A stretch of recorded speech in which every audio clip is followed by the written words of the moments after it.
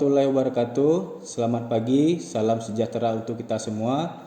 Saya Rino Yuda MSN, salah satu dosen yang mengajar di program studi S1 Desain Komunikasi Visual jurusan Seni Rupa dan Desain Institut Seni Budaya Indonesia Aceh. Kali ini saya akan menjelaskan mata kuliah yang saya ampu, yaitu Project DKV Logo dan Corporate Identity dengan pendekatan metode PJBL.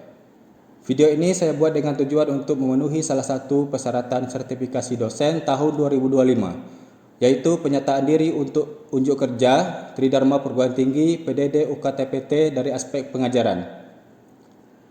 Saya akan memulai untuk menjelaskan deskripsi beserta informasi umum dari mata kuliah Project DKV Logo dan Corporate Identity. Project DKV Logo dan Corporate Identity merupakan mata kuliah wajib bagi mahasiswa semester 4 pada program S1 Desain Komunikasi Visual ISB Aceh.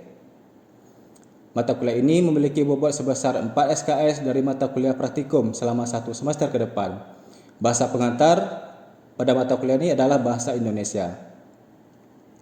Mata kuliah Project DKV Logo dan Corporate Identity bertujuan untuk membekali mahasiswa dengan pengetahuan konsep keterampilan dalam perancangan visual identity yang rasional sesuai dengan kaidah desain komunikasi visual, yang terdiri dari pengetahuan, pemahaman, analisa, evaluasi hingga kemampuan untuk mencipta melalui beberapa materi seperti pengertian, definisi logo, teori, konsep, dan penciptaan logo, teori gestalt, analisa, pengolahan ide, pemecahan masalah melalui brainstorming dan mind mapping, rancangan desain logo manual, rancangan desain logo digital yang kemudian desain tersebut mampu untuk diaplikasikan pada media pendukung untuk kebutuhan aktivasi brand ataupun promosi.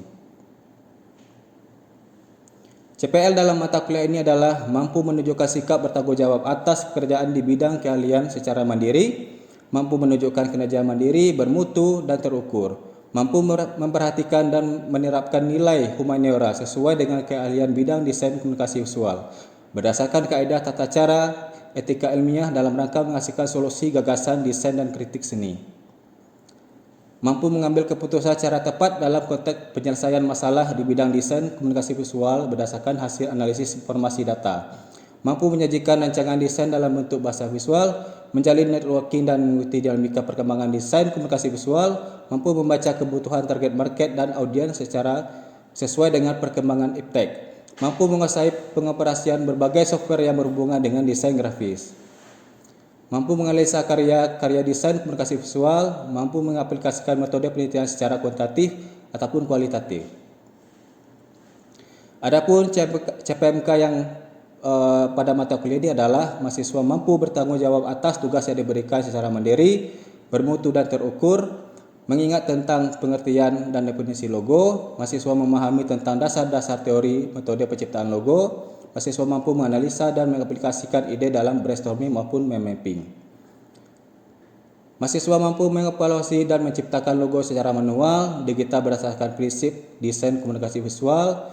Metode pembelajaran ini menggunakan metode PJBL yang mengutamakan peran keaktifan mahasiswa dalam proses pembelajaran, yaitu pembelajaran kolaboratif, diskusi kelompok, penguasaan berupa studi kasus, praktikum secara mandiri ataupun kelompok. Pembelajaran Project DKV Logo dan Corporate Identity dilakukan selama 16 pekan, 7 pekan sebelum UTS untuk pemahaman teoritis dan pemecahan kasus, 1 pekan untuk UTS, 7 pekan sebelum UAS untuk praktikum, 1 pekan untuk UAS.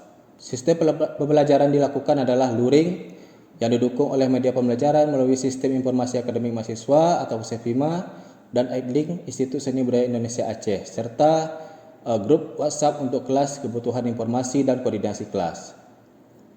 Evaluasi mata kuliah Project DKV Logo dan Corporate Identity dapat dilakukan melalui kuis, diskusi kelompok, UTS, UAS, serta hasil karya yang dilakukan melalui praktikum mandiri ataupun kelompok. Bobot nilai pada mata kuliah ini adalah tugas sebesar 5% dilakukan melalui pengumpulan data, kuis 5% dilakukan melalui pernyataan terkait pemahaman dan pengetahuan, PJBL sebesar 50% dilakukan melalui analisa data, konsep perancangan, diskusi kelompok, studi kasus, praktikum mandiri ataupun kelompok. UTS sebesar 15% dilakukan melalui presentasi proyeksi konsep karya. Terakhir UAS 25% dilakukan melalui presentasi, perancangan dan produksi karya. Maka total dari hasil evaluasi ini adalah sebesar 100%. Demikian informasi yang bisa saya sampaikan untuk mata kuliah Project DKV Logo dan Corporate Identity. Untuk mahasiswa S1 Desain Komunikasi Visual ISB Aceh, berikut merupakan cuplikan proses pembelajaran tatap muka pada ruang kelas yang saya laksanakan. Selamat menyaksikan. Bismillahirrahmanirrahim. Assalamualaikum warahmatullahi wabarakatuh. Selamat pagi teman-teman semua. Pada kali ini kita berjumpa di mata kuliah Project DKV Logo dan Corporate Identity pada pertemuan kedua. Nah, jadi sebelumnya kita sudah membahas tentang bagaimana kontrak mata kuliah dan sekilas tentang pengantar Project DKV Logo dan Corporate Identity. Jadi sebelum kita memulai perkuliahan kita, ada baiknya kita berdoa terlebih dahulu. Berdoa dimulai.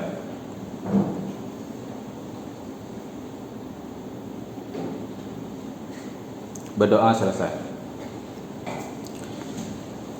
Baik,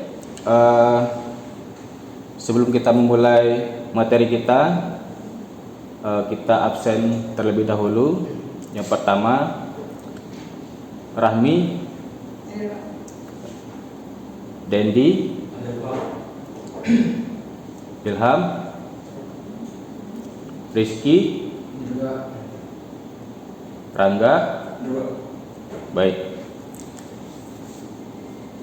Kali ini kita lanjut ke materi kita pada pertemuan kedua ini.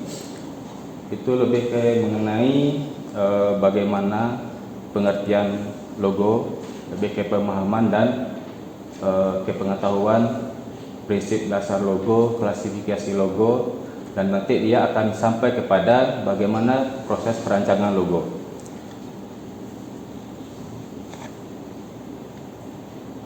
Masih ingatkah teman-teman dengan ini?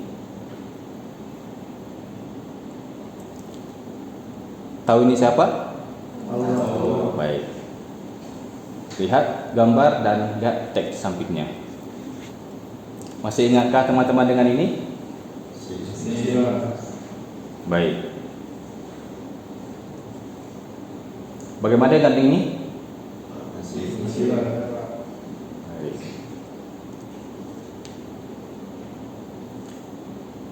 Masih ingat? Ya.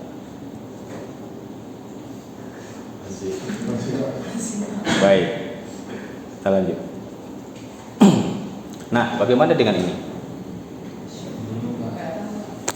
Ada yang tahu?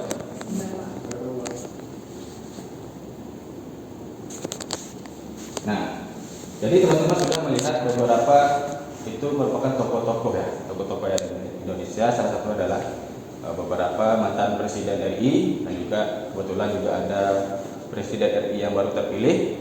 Dan yang terakhir kita bisa melihat kenapa sih kita tidak mengenal si objek yang kita lihat terakhir tadi. Nah, ini silakan teman bisa lihat apa jadinya bila seseorang hidup tanpa nama. Karena itu berikanlah nama dan jadikan nama itu sebagai sebuah janji bahwa dia akan selalu dikenang. Nah, apa maksudnya nanti bakal kelihatan nanti. Nah, sama halnya dengan si perusahaan gitu ya. Kita kenal dengan beberapa produk di depan ini, salah satunya ada Nike, Adidas, Apple, KFC dan lain-lain. Dan juga kita mengenal dari beberapa tagline yang dia bawakan gitu ya. Salah satu contohnya Apple Thinks Different. Maksudnya apa? Tagline-nya dia memberikan tentang menantang norma, mendorong inovasi dan mencerminkan filosofi. Nah, ada nama, ada tagline gitu ya. Nanti dia bakal masuk ke sini. Nah, jadi ibarat di dalam sebuah perusahaan itu ada yang namanya brand, ada yang namanya brand identity, ada yang namanya brand image, ada yang namanya branding. Apa nih maksudnya? Ya. Bisa terlihat adalah brand merupakan sekumpulan aset fisik, non fisik dan sebuah produk korporat sehingga bisa teridentifikasi misalnya atau keunikan kekhasannya gitu ya. Dan brand identity adalah kualitas esensi brand yang diproyeksikan kepada lingkungan pemerhatinya. Nah, kalau brand image, dia kualitas esensi brand yang dapat dipersepsi oleh pemerhatinya. Kalau branding, proses formulasi brand identity agar membentuk bisa terkendali supaya pemelihara konsistensi brand agar persepsi yang terbentuk dari brand image bisa tetap terjaga. Jadi posisi brand identity itu di mana dia? Gitu. Nah, kita anggap nih sebuah brand identity ya. Brand identity. Nah, tentu melalui ini konsep brand secara umum gitu ya. Konsep branding secara umum. Ada brand identity, ada pemerhatinya, ada super brand. Apa maksudnya tiga ini? Nah, ada brand identity tentu ada beberapa dampak yang ditimbulkan oleh si brand identity. Contohnya ada visual yang menarik misalkan, ada perilaku yang baik misalkan, akan memunculkan sebuah brand image.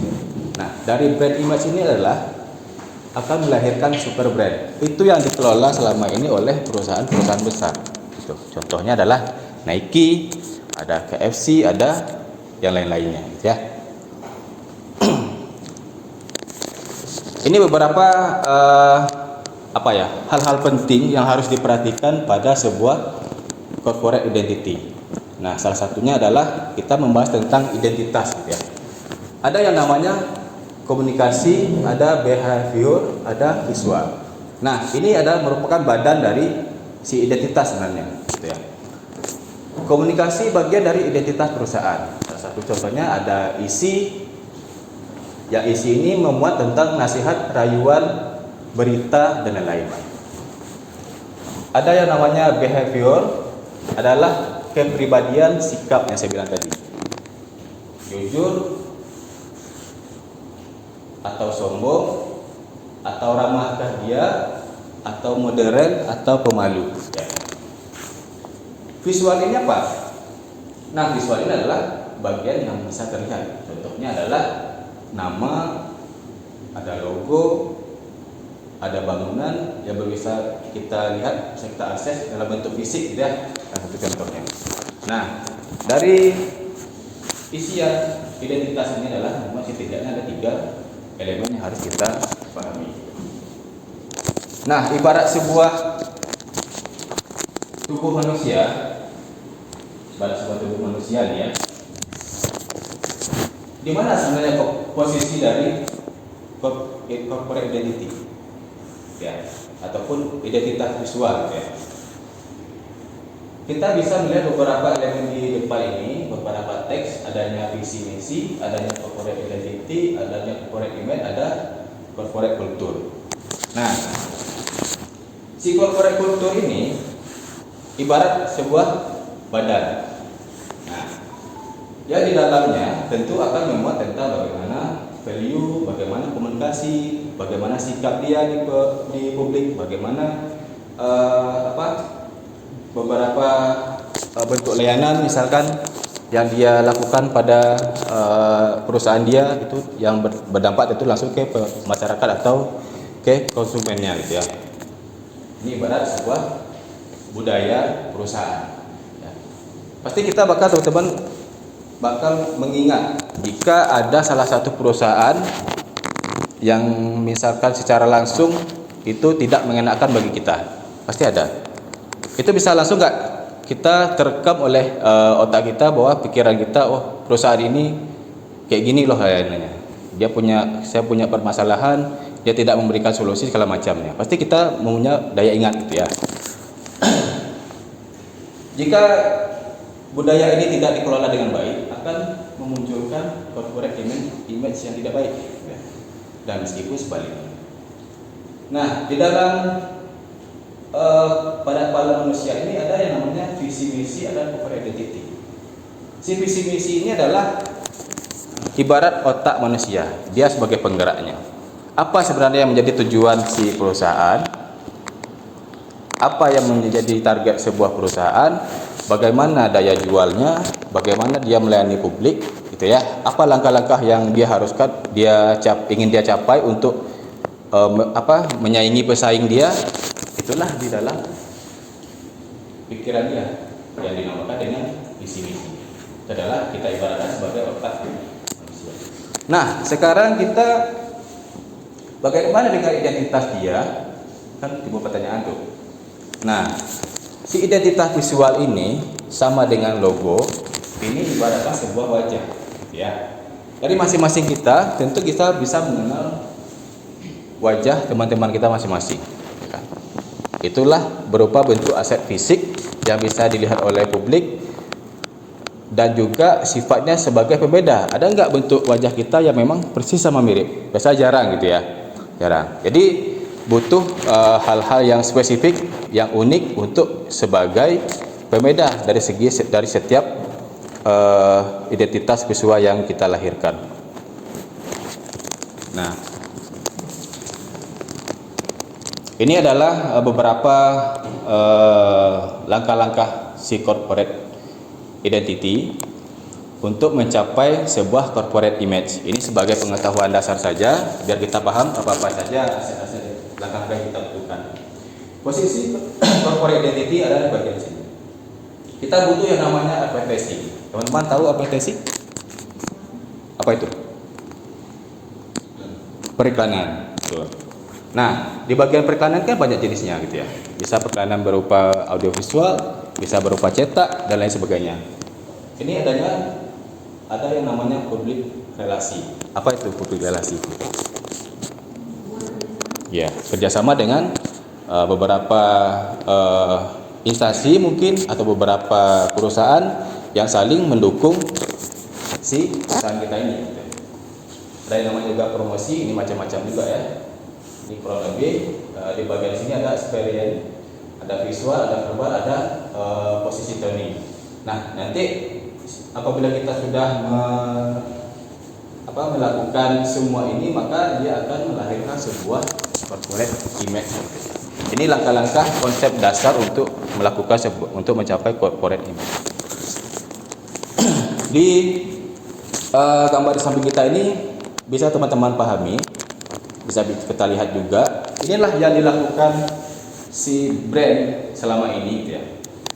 Bisa dilihat ada yang namanya personality, ada kultur, ada self image, reflection, relasi ya, dan juga berupa fisik. Itu yang kita bahas tadi. Bisa teman-teman pahami kira-kira salah satu saja?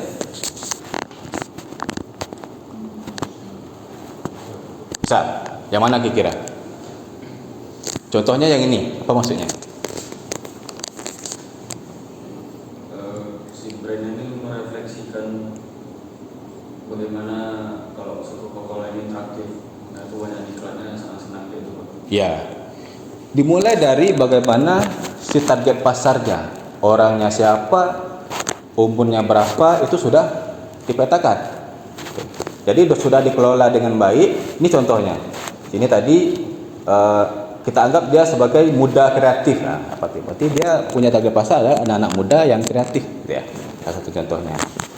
Bagaimana dengan sosial? Mungkin dia punya kepribadian konsumennya sering berbagi, gitu ya, segala macamnya. Ada sosialisasi, sharing, gitu ya. Ada happiness, gembira. Dan juga ini dalam bentuk beberapa fisik. Salah satu contohnya ada produk, bagaimana desain kemasan yang dia hadirkan, semuanya tertata dan terkonsep dengan baik. Nah, itu tidak mudah kita lakukan, tidak mudah kita capai, akan tetapi kita sebagai pengetahuan, kita memang di sini untuk merancang corporate identity ataupun identitasnya, tapi kita harus paham dulu bagaimana menangani sebuah si brand ini.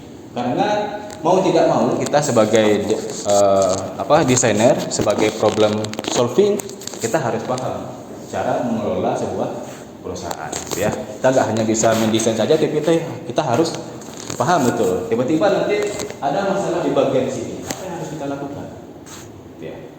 Baik dari segi desain, baik dari segi pelayanan, itu adalah manajemen nanti ada memberikan solusi adalah juga orang desainer, gitu ya. Oke. Ini adalah dari keterangan-keterangan yang tadi, ya. Kita lanjut saja.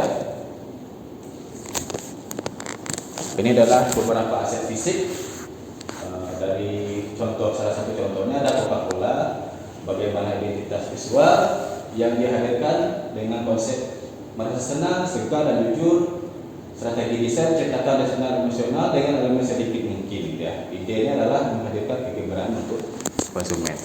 Oke. Sama dengan ini kurang lebih konsepnya seperti itu juga. Mungkin teman-teman udah tahu nggak si brand ini apa? Rata-rata tahu lah ya, setidaknya. Ini adalah produk ataupun brand dari minuman juga ya. Oke. Polanya sama, tentu dengan konsep yang berbeda. Audiennya siapa, pemasarannya bagaimana, tapi secara umum masuk ke materi terakhir tentang perancangan, tahapan perancangannya. Nah, teman-teman ada yang mau ditanyakan sebelum kita lanjut gitu ya? Pak, apa langkah-langkah yang harus dilakukan agar perancangan logo dapat maksimal? Oke, baik. Ini saling berkaitan dengan materi yang berikutnya juga. Teman-teman harus pahami dulu gitu ya. DKV sama dengan problem solving, ya. Prinsip dasarnya bisa dikembangkan lebih lanjut. Tapi setidaknya prinsip dasar dalam melakukan si problem solving ini adalah tentu adanya permasalahan, ya. Ada permasalahan, ada identifikasi dan analisis, tentu by riset. Teman-teman harus melakukan riset apa sebenarnya yang terjadi di sebuah perusahaan itu. Terus ada solusi bisa dilakukan dengan brainstorming dan mind mapping, ya, untuk menghasilkan ide-ide yang kreatif tentunya.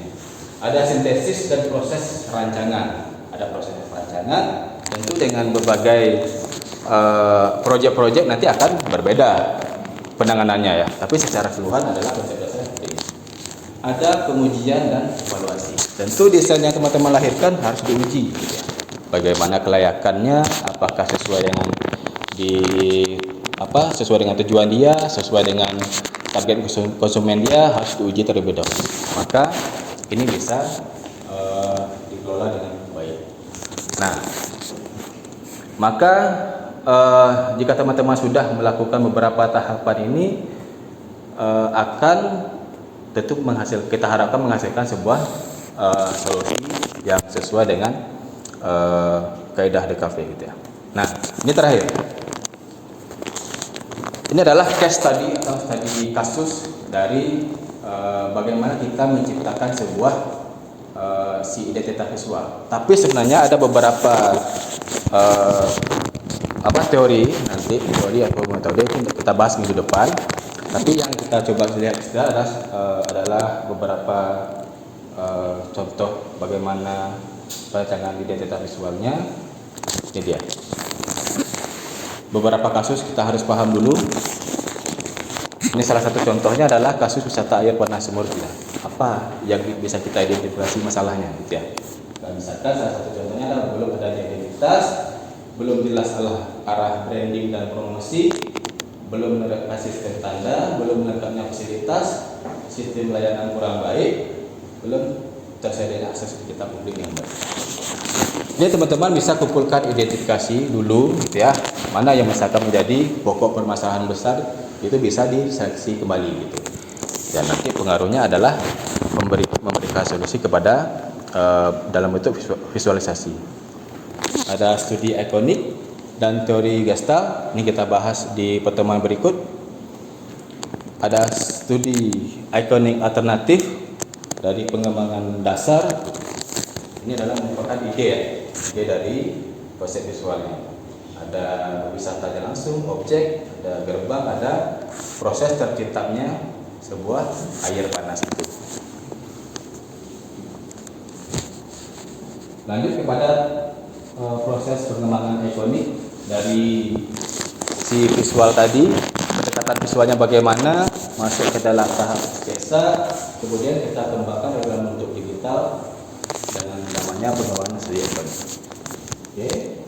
Yang terpilih adalah di bagian pendekatan visual proses terciptanya air panas ya. Oke. Ini studi tipografi, beberapa alternatif huruf yang dipilih kemudian dikembangkan kembali ke dalam stand drawing ya. Oke. Ini sintesis untuk melihat bagaimana konsep ataupun dari segi estetis, komunikatif, dinamis, original dan keterbacaan. Maksudnya adalah untuk mengevaluasi sebelum desain ini final, ya. Oke. Di dalam sebuah logo harus memuat setidaknya ada beberapa elemen estetis, komunikatif, dinamis, original, dan keterbacaan. Itu pertimbangannya. Jadi kita merasa selama ini bikin logo itu gampang-gampang saja, tapi sebenarnya itu berat gitu ya. Meskipun dia simple, tapi proses dan gagasan di dalamnya adalah itu yang rumit. Oke, di dalam contohnya adalah ini ya, harus memuat estetis, bagaimana komunikasi, bagaimana dinamis, kita harus juga melihat keterbacaan dan original. Oke, teman-teman juga harus mempersiapkan filosofi warna dan kode-kode warna yang sesuai. Oke, ini adalah final ya. Jadi final ini lebih kepada sebuah identitas logo yang memuat gagasan nilai filosofis yang konkret agar pemerhati mampu mengetahui esensi maupun tujuan pesan serta manfaat perusahaan oleh rakyat. Oke, masuk ke tahap grade system yang tujuan adalah untuk menjaga konsistensi logo dengan menciptakan tata letak yang terstruktur, rapi dan terorganisir. Oke. Ini scaling atau skala. Ini salah satu contoh syarat juga untuk agar desain ini nanti lebih mudah dan diterapkan ke manapun, baik ukurannya kecil, baik ukuran yang besar. Terakhir adalah media pendukung dari sebuah logo ini. Nah, media pendukung ini juga penting karena ini berkaitan dengan image nanti yang dilahirkan. Teman-teman harus sesuai dengan konsisten bagaimana yang warna yang diterapkan, visualnya seperti apa, elemen grafiknya bagaimana. Apabila teman-teman mengabaikan sebuah identity, merupakan sebuah kehancuran bagi perusahaan. Kenapa itu? Oke. Salah satu contohnya adalah mengikis kepercayaan pelanggan, ketidakjelasan di pasar, aktivitas pemasaran yang berkurang, dan rentan hukum. Contohnya, kenapa bisa rentan hukum? Ya mungkin bisa sama-sama mirip, ada juga plagiasi misalkan. Dari segi kita ambil logo orang, kita anggap sebagai logo kita adalah nanti rentan hukum. Ya, itu salah satu contoh. Baik, terima kasih. Saya rasa untuk materi kita kali ini cukup sekian dulu. Apakah teman-teman ada pertanyaan lagi kira-kira sebelum kita tutup? Cukup? Baik. Minggu depan kita bisa masuk pada proses bagaimana menciptakan sebuah logo, apa teori yang kita lakukan, yang kita butuhkan, apa metode yang kita lakukan untuk menciptakan sebuah identitas visual nanti. Secara umum hari ini kita sudah mendapat sebuah pengalaman, pengetahuan dan pemahaman bagaimana sebenarnya si logo ini penting untuk kita lakukan, dan juga nanti pengaruhnya bisa bermanfaatannya kepada konsumen ataupun klien kita gitu ya. Baik, kita tutup sesi kali ini. Saya ucapkan terima kasih kepada teman-teman semua. Assalamualaikum warahmatullahi wabarakatuh.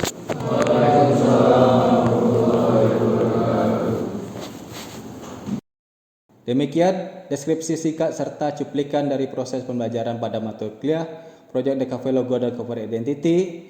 Semoga dapat memberikan gambaran mengenai kinerja pembelajaran yang saya lakukan. Saya ucapkan terima kasih sebesar-besarnya kepada tim penilai dan panitia sertifikasi dosen tahun 2025 di Kemendikbudristek Indonesia. Serta ucapan terima kasih saya kepada Sivitas Akademika Institut Seni Budaya Indonesia Aceh, rekan sejawat, dosen, dan mahasiswa ISBI Aceh. Demikian, jika terdapat kekurangan saya mohon maaf. Assalamualaikum warahmatullahi wabarakatuh.